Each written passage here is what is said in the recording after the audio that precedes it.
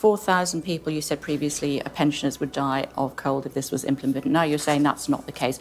Can you guarantee this morning that not one pensioner will die of the cold because of you implementing this? Nobody. Keir Starmer probably considers himself a really smart politician with a lot of cool ideas, but no one thinks so, not even his closest colleagues. I'll show you the scenes where Jonathan Reynolds talked very unconvincingly about why winter fuel payments were cancelled. We move on to the first scene. Labour's decision to cut winter fuel payments. Why? We have no choice. I want to reassure people, first of all, and point out that pensions are higher this year and energy bills are lower, and that we are committed to the triple lock, so that will continue throughout this Parliament, and there is targeted support in place. I know people are worried about that. But the £22 billion black hole that we inherited is real. That overspending, that lack of honesty in the public finances, in my department, that's affected key promises the public want to see being made, things like compensation to postmasters and money for the steel industry. The Labour Party decided to save 10 million pensioners by cancelling preferential payments for the heating season. For a moment, utility bills cost residents in the range of £100 to £300. So in winter, many will have to choose what they need more, food or heating. Energy companies have earned £470 billion in profit since 2020. But the most interesting thing is that this measure will save £1.4 billion of budget funds, while the government has committed to provide at least £11.6 billion of international climate finance to ICF. Everyone has their own priorities, but the green agenda is sacred. Where those concerns exist. Why wasn't it in the manifesto? Because we did not know, and the OBR did not know, the scale of what we would inherit. No, the OBR's points in the election were about the future forecasting for the public finances. They've said themselves there was overspending on that Treasury reserve, over-allocation of that they were not aware of. And frankly, big things... Let me just quote the IFS director, Institute for Fiscal Studies, Paul Johnson, said many of the challenges outlined by Labour were entirely predictable. But they were not where we didn't, for instance, know that on major public sector pay decisions. They cut the fuel allowance for the elderly. Rachel Reeves will need to make sure that poorer retirees are better protected. The average figures in our country with glaring inequality are terrible, and 2 million pensioners are still poor. It is alarming that 1 in 3 of those who are eligible for a pension loan does not apply for it. Reeves promises a campaign to find them. Loans are a vital route to housing benefits, government tax support and free television licenses. But it is difficult to claim payments, and recruitment campaigns have failed in the past. It is difficult to understand why, when the state knows where every pensioner lives. In addition, Reeves needs to raise the threshold so that more people are eligible for pension payments, taking them away from wealthier retirees and passing them on to those who are poorer. Forget the talk about the UK being the 6th richest country in the world, when it only ranks 27th in GDP per capita. A third of British children are poor, so poor that they often do not have enough food. The restriction of the allowance for 2 children is a scandal that Labour is obliged to abolish. As Reeves prepares the country for tax increases in his first budget, all ministers should continue to lay out the main reasons why our eternal history of paying less taxes than in similar Western European countries leaves us behind them by all measures. Those should have been in the public domain. Ministers sat on those. There were promises given, even in exchanges we had in Parliament, about how guaranteed certain funding elements were. And they were all on a Treasury reserve, which was very much overspent. And we've got to correct that. I don't want to be... Entirely predictable.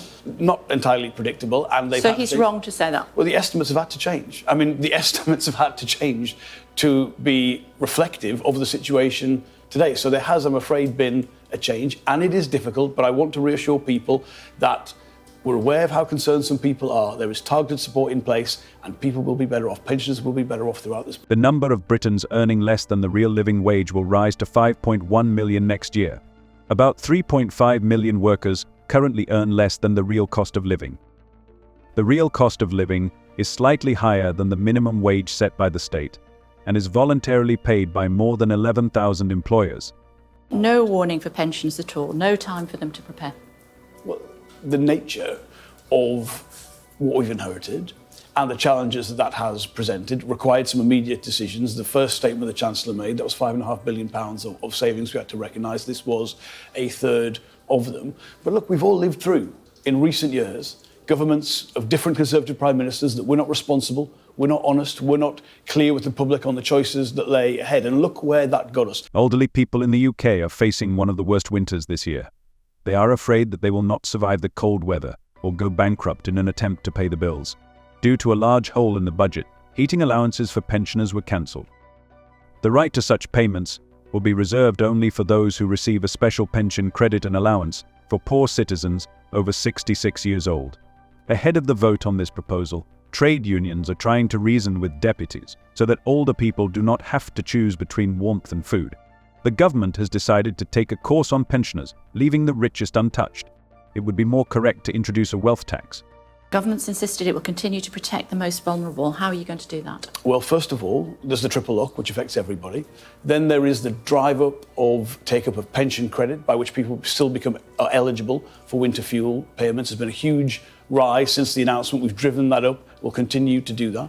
There is also something called the Household Support Fund that we have renewed. That's discretionary money in local areas to support people, and other things like warm home discount. That still applies directly to people's energy bills who are eligible. So targeted support, but also making sure fundamentally the state pension's higher. I remember how the pound fell in 2022, as a result of which it briefly reached a record low against the US dollar.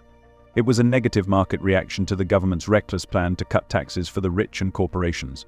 The Bank of England had to solve a lot of problems. Inflation is getting out of control, the currency is falling, the chaos in the bond market, financial stability is under threat, and the spread of these problems. And some of them require the answer that others require. So it's a mess, and there are no good solutions. The intervention of the Bank of England was necessary so that the vicious circle would not become even more dangerous for pension funds forced to sell their securities. The rapid market reaction highlighted the great risk pension funds face.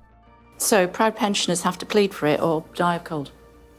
No one should die of cold in this country at any 4,000, I think stage. your previous reports have suggested 4,000 people, pensioners would die of cold if this was to be implemented, which you said during a previous Conservative government. Now you've changed your tune. Well, yes, because now we have the combination of the commitment to the triple lock, of driving up take-up for pension credit, of having that household support fund, of having warm homes discount. All that in place, I will be frank, this is not a decision we would wanted to have had to make. Well, more than 20,000 old age people freeze to death in England every winter. This information is based on UK Emergency Services statistics. Caroline Abrahams, director of the Age UK charity, estimates that one elderly person dies every 7 minutes from the winter cold. And the thing is that British pensioners simply do not have enough money for heating, and they save a lot on it. The money ran out, the meter cut off the gas supply. Are you retired? Do you have children?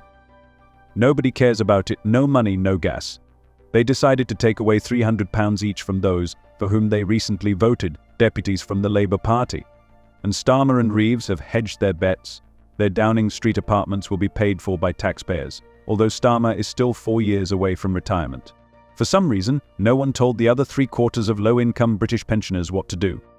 OK, we're talking about your government now. 4,000 people, you said previously, pensioners would die of cold if this was implemented. Now you're saying that's not the case.